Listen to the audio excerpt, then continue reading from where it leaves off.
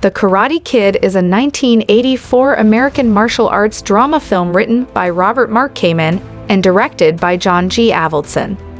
It is the first installment in the Karate Kid franchise.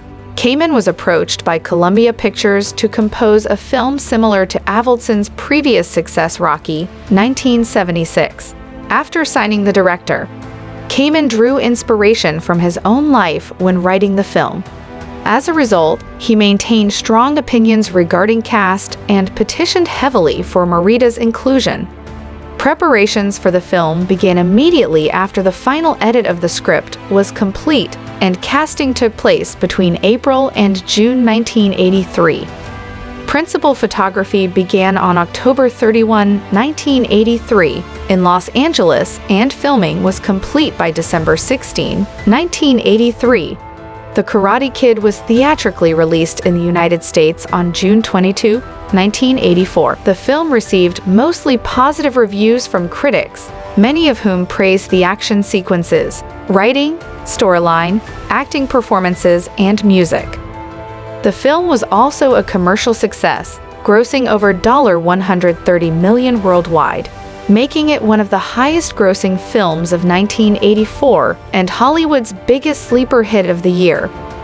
The film is also notable for kickstarting the career of Macchio, as well as revitalizing the acting career of Morita, who was previously known mostly for comedic roles, and earned Morita a nomination for the Academy Award for Best Supporting Actor. The Karate Kid subsequently launched a media franchise, and is credited for popularizing karate in the United States.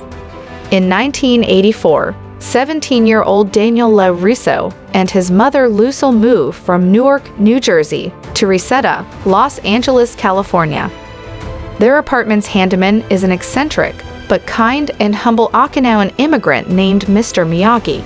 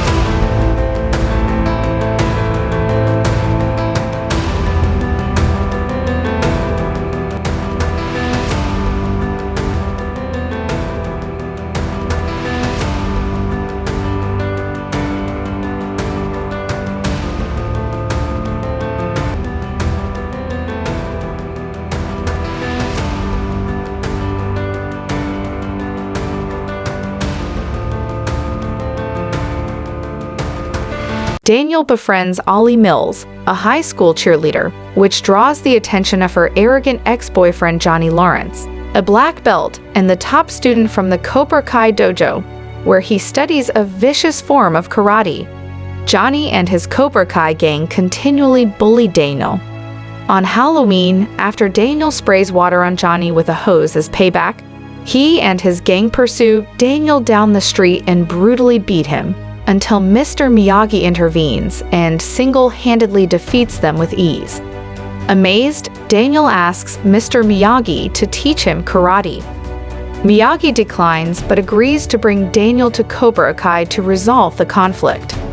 They meet the sensei, John Kreese, an ex-Special Forces Vietnam veteran, who callously dismisses the peace offering.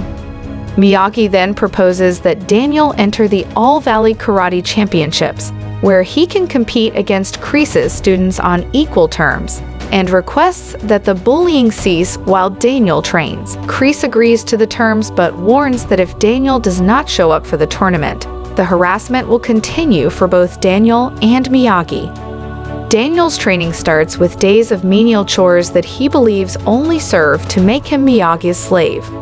When he becomes frustrated, Miyagi demonstrates that repetition of these chores have helped him to learn defensive blocks through muscle memory. Their bond develops, and Miyagi opens up to Daniel about his life, that includes the dual loss of his wife and son in childbirth at the Manzanar internment camp while he was serving with the 442nd Infantry Regiment during World War II in Europe, where he received the Medal of Honor.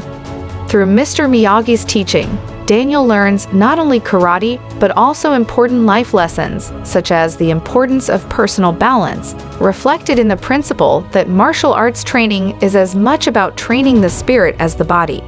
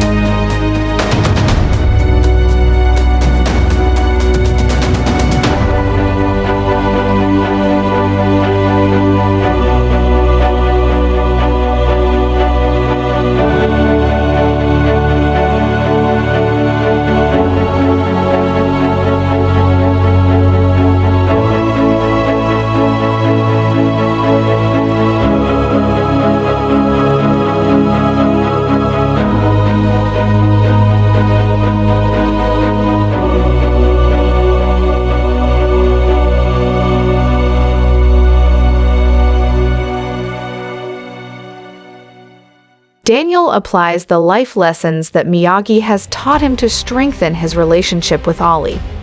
On Daniel's 18th birthday, Miyagi presents him with a karate gi for the tournament and one of his own cars as birthday gifts. At the tournament, Daniel surprises everyone by reaching the semifinals. Johnny advances to the finals, scoring 3 unanswered points against Daryl Vittle. Kreese instructs his second-best student, Bobby Brown, who is one of his more compassionate students and the least vicious of Daniel's tormentors, to disable Daniel with an illegal attack to the knee. Bobby reluctantly does so, severely injuring Daniel and getting himself disqualified in the process. Daniel is taken to the locker room, where the physician determines that he cannot continue. However, Daniel believes that if he quits, his tormentors will have gotten the best of him. He convinces Miyagi to use a pain suppression technique to allow him to continue. As Johnny is about to be declared the winner by default, Daniel returns to fight. The match is a seesaw battle, with neither able to break through the other's defense. The match is halted when Daniel uses a scissor leg technique to trip Johnny, delivering a blow to the back of his head and giving Johnny a nosebleed.